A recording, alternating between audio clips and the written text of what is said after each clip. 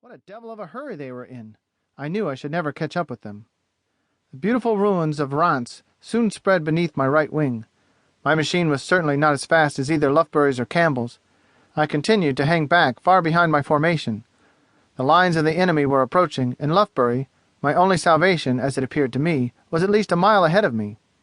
I shall believe to my dying day that Major Lufbery knew my thoughts at that moment, for just as I felt that he had forgotten all about me, he suddenly made a virage, and took up a position a few hundred feet from me, as much as to say, "Don't worry, my boy, I have an eye on you." Again and again this occurred. It was with great difficulty that I tried to perform the same manoeuvres that Major Lufbery executed with such great ease. I grew somewhat interested with my attempts to imitate his example in preserving our little flight formation, and this occupation of keeping within shouting distance of my companions made me forget entirely that old Mother Earth was some 15,000 feet underneath me, and the trenches about the same distance ahead. The bitter, numbing cold which always prevails at these high altitudes was, of course, by this time an old and familiar experience to me. We had been sailing along at this dizzy height for some 30 minutes between Reims and the Argonne woods, when it occurred to me to look below at the landscape. And such a spectacle spread itself out before my eyes when I at last did look over the side of my little office. The trenches in this sector were quite old and had remained in practically the same position for 3 years of warfare.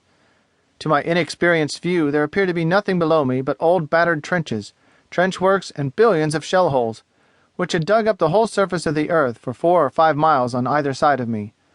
Not a tree, not a fence, no sign of any familiar occupation of mankind, nothing but a chaos of ruin and desolation. The awfulness of the thing was truly appalling. Perhaps this feeling got the best of me for a moment. I don't know of what Campbell was thinking, and I suppose Major Lufbery was far too accustomed to the situation to give a thought to it. But just when I had gained enough equilibrium of mind to keep my place in formation, and at the same time take an interest in the battlefields below me, I began to feel a terrible realization that seasickness had overcome me. A stiff wind was blowing all this time, and no ship upon the high sea ever rolled and pitched more than my baby Newport did, this 15,000 feet above no man's land, while I was attempting to follow Major Lufbery's evolutions and maneuvers. I didn't want to confess even to myself that I could get sick in the air. This was what would be expected from a brand new aviator on his first trip over the lines. It would be wonderfully amusing to Lufbery and the rest of the boys in the squadron when I got back to the field, if I ever did, to advise me to take along a bottle of medicine next time I tried to fly. I grew cold with the thought of it. Then I set my teeth and prayed that I might fight it off.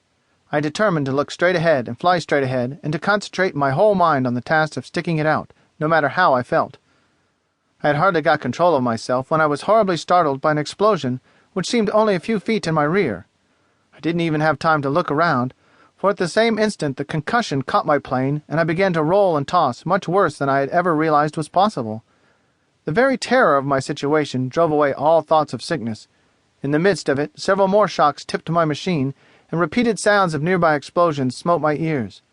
No matter what happened, I must look around to see what awful fate was overtaking me.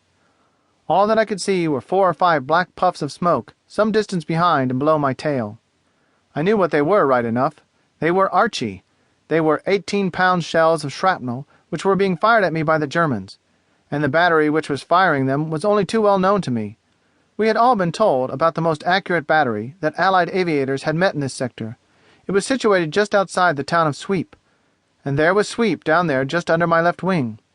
A mile north of Sweep was the exact location of this famous shooting battery.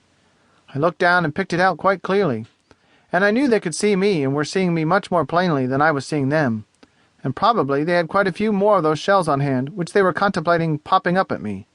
I shall never forget how scared I was and how enraged I felt at the old pilots at home who pretended to like the Archies.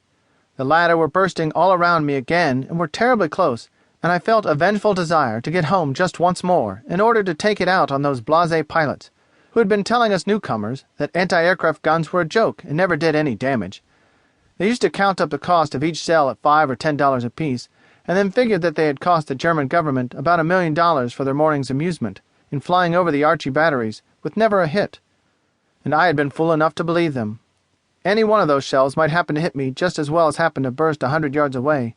It was due entirely to my own good luck, and not at all to those scoffers' silly advice, that one of them hadn't hit me already.